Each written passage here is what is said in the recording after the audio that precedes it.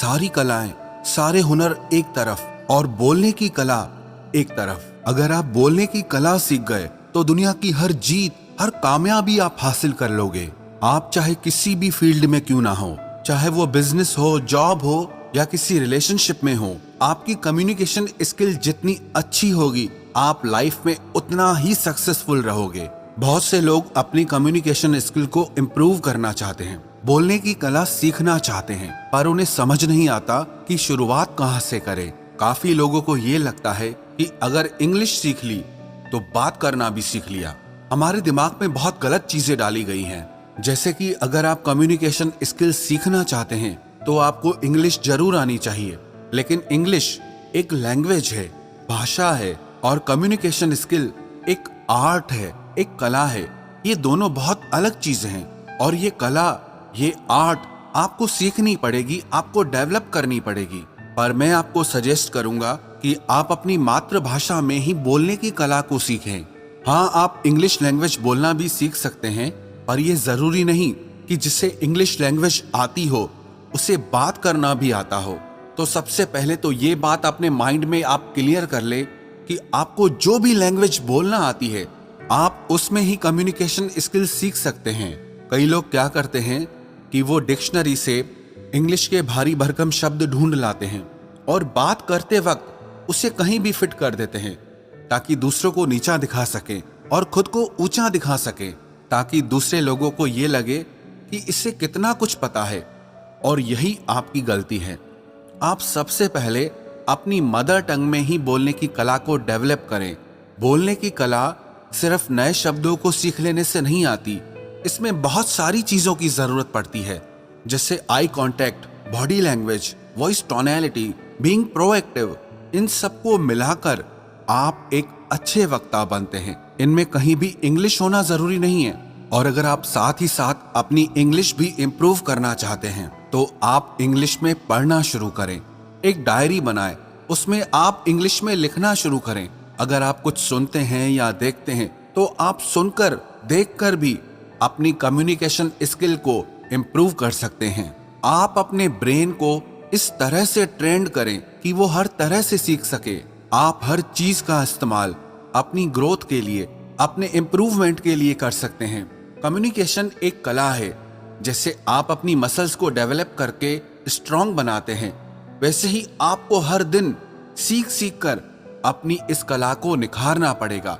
एक famous quote है, communication works for those who work at it.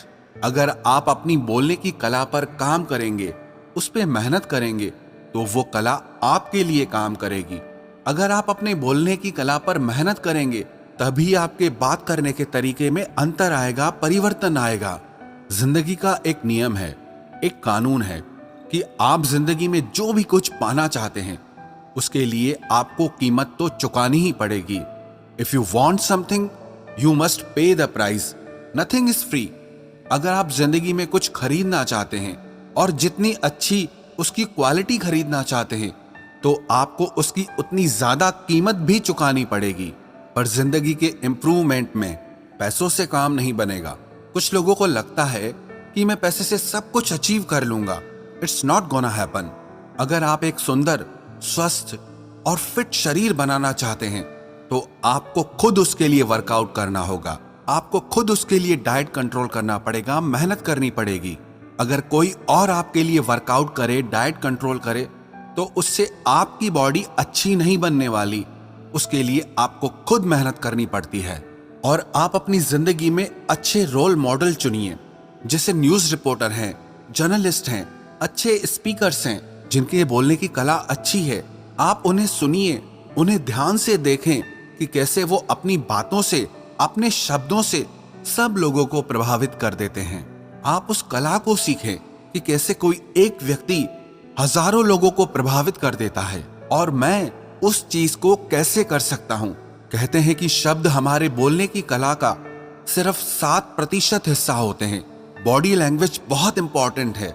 आपकी आवाज, आपके बोलने का तरीका, आपका बॉडी पोस्चर, आपके बोलने का टोन, आपके बोलने का साउंड, ऐसी बहुत सारी चीजें हैं। सिर्फ शब्दों को सीख लेने से आप बोलने की कला में एक्सपर्ट नहीं हो जाएंगे। साथ ही साथ आपको ये सारी चीजें सीखनी पड़ेंगी।